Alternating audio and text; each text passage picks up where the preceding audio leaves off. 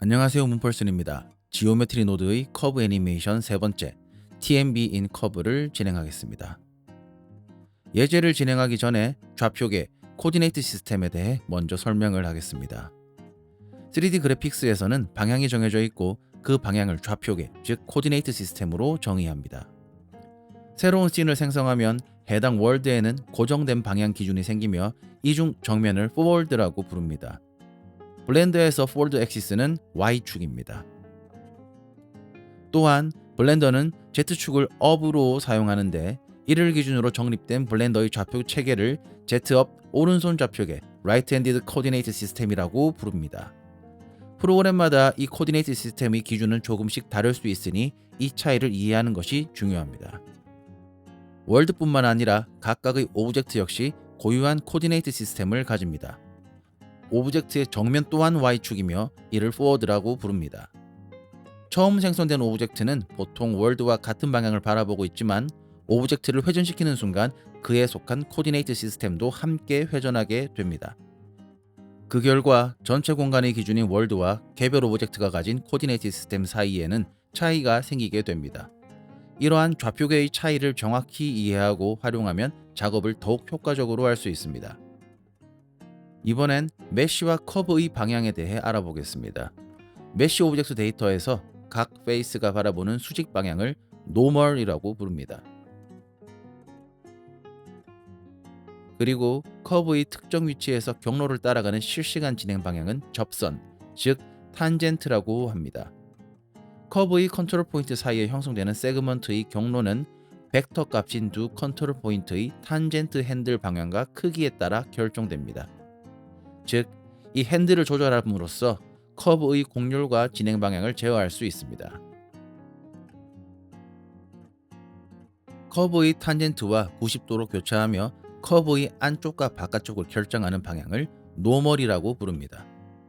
그리고 이 탄젠트와 노멀을 외적, 즉 크로스 프로덕트 하여 얻게 되는 제3의 수직 방향을 업벡터 또는 바이노멀이라고 합니다.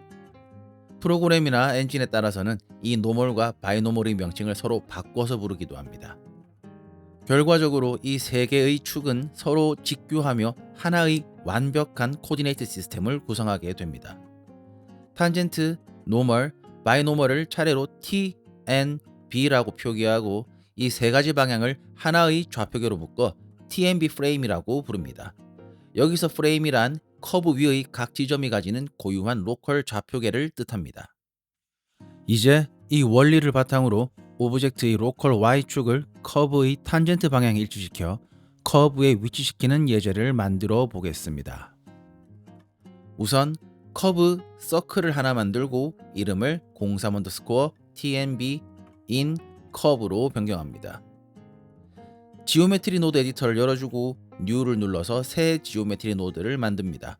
이름을 03_TNB 프레임으로 바꿉니다. 현재 커브의 탄젠트를 나타낼 화살표를 만들어 보겠습니다. 큐브를 하나 만든 후 F2를 눌러 이름을 에로우로 바꾸겠습니다. 에디트 모드에서 -Y에 있는 페이스를 선택한 후 G, Y, 1을 차례로 눌러서 Y 값을 0으로 만들겠습니다. 피리어드를 눌러 피봇 포인트를 3D 커서로 변경한 후 A, S, Shift Y, 0.1을 눌러서 포워드 방향으로 긴 막대기처럼 만듭니다. 3D 커서가 월드 코디네이트의 원점에 있어야겠죠. 플러스 Y쪽 페이스를 선택 후 0.2만큼 익스트루드 해주고 그대로 멀지의 센터를 적용하여 끝을 뾰족하게 만들겠습니다. 서클을 다시 선택하여 지오메트리 노드 에디터를 확인합니다. 방금 만든 에로우를 서클 위에 위치시키기 위해 먼저 인스턴스 온 포인트 노드를 그룹 인풋과 아웃풋 사이에 추가합니다. 아웃라이너에 있는 에로우를 지오메트리 노드 에디터로 가져온 후 오브젝트 인포의 지오메트리를 인스턴스 온 포인트의 인스턴스에 연결합니다. 아웃라이너의 에로우는 뷰포트와 렌더 아이콘을 모두 꺼줘서 에로우 원본 오브젝트가 뷰포트나 렌더 결과에 나오지 못하게 합니다. 지금 위치시킨 에로우는 커브의 탄젠트를 바라보게 할 건데 아까 만들었던 원본 에로우 오브젝트처럼 월드의 포워드만 보고 있는 상태입니다. 에로 오브젝트의 포워드와 커브의 탄젠트를 일치시키기 위해 얼라인 로테이션 투 벡터와 커브 탄젠트 노드를 추가합니다. 커브 탄젠트의 탄젠트는 얼라인 로테이션 투 벡터의 벡터에 연결하고 정면을 바라봐야 하니 엑시스를 포워드인 Y로 둡니다. 이 결과를 인스턴스 온 포인트의 로테이션에 연결하면 방향이 바뀌게 됩니다. 커브 서클이 가지는 4개의 컨트롤 포인트에 대해 탄젠트가 반영되고 있는 걸로 보이지만 명확하게 확인을 하기 위해 리샘플 커브 노드를 추가하겠습니다. 그룹 인풋과 인스턴스 온 포인트 사이에 노드를 연결하고 카운트 수를 늘려보면 오브젝트의 포워드와 커브의 탄젠트가 일치하는 걸 확인할 수 있습니다. 이제 노멀 방향을 표시할 화살표를 추가해 보겠습니다. 앞서 Y 포워드 화살표를 탄젠트에 정렬시켜 진행 방향을 표시했다면 이번에는 같은 방식으로 노멀에 정렬시켜 보겠습니다. 먼저 기존의 얼라인 로테이션 투 벡터 노드와 인스턴스 온 포인트 노드를 듀플리케이트 합니다. 그 다음 리샘플 커브 노드의 포인트 정보와 에로우 오브젝트를 각각 다시 연결해 줍니다. 방향을 결정하기 위해 노멀 노드를 추가하고 이를 복제된 얼라인 로테이션 투 벡터 노드의 벡터 소켓에 연결해 줍니다.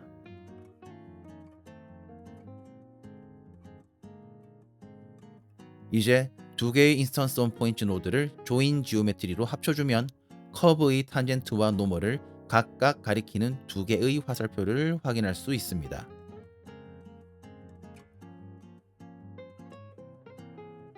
마지막으로 화살표의 크기를 조절해 보겠습니다. 오브젝트 인포 노드 뒤에 리루트를 추가하고 트랜스폼 지오메트리 노드를 연결합니다. 관리하기 편하도록 스케일 항목을 밸류 노드로 뽑아낸 뒤 값을 0.2로 설정하여 화살표의 크기를 적절히 줄여주겠습니다.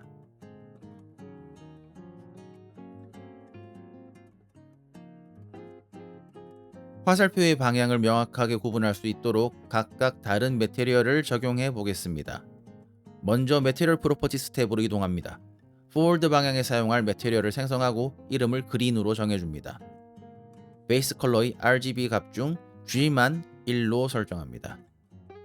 다시 지오메트리 노드 에디터로 돌아와서 탄젠트를 담당하는 인스턴스 온 포인트 노드 뒤에 셋 매테리얼 노드를 추가하고 방금 만든 그린 매테리얼을 선택합니다. 이제 화면 상단에서 뷰포트 쉐이딩 모드를 매테리얼 프리뷰로 변경하면 녹색 화살표가 나타납니다. 이제 이 셋 매테리얼 노드를 듀플리케이트하여 노멀을 담당하는 인스턴스 온 포인트 뒤에도 연결해 줍니다. 노멀 화살표의 색상을 바꿔줄 차례입니다. 매테리얼 프로퍼티스에서 기존 그린 매테리얼 옆의 숫자를 클릭해 싱글 유저 카피로 만든 후 이름을 레드로 변경합니다. 이어서 RGB 값 중 R만 1로 설정해주면 탄젠트는 녹색, 노멀은 빨간색으로 명확히 구분되는 것을 확인할 수 있습니다. 이제 마지막 축인 업 벡터를 가리키는 화살표를 만들어 보겠습니다. 기존의 얼라인 로테이션 투 벡터 노드와 인스턴스 온 포인트 노드를 복제한 뒤 포인트와 인스턴스를 각각 연결해 줍니다.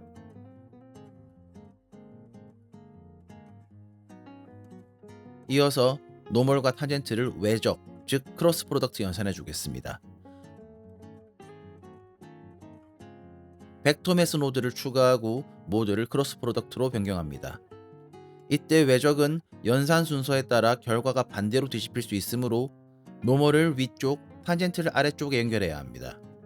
이렇게 얻은 결과값을 얼라인 로테이션 투 벡터 노드로 보내고 계산된 회전값이 인스턴스 온 포인트의 로테이션에 연결된 걸 확인합니다. 마지막으로 앞서 했던 것과 같은 방법으로 블루 매테리얼을 만들어 적용한 뒤 조인 지오메트리 노드에 연결해 줍니다.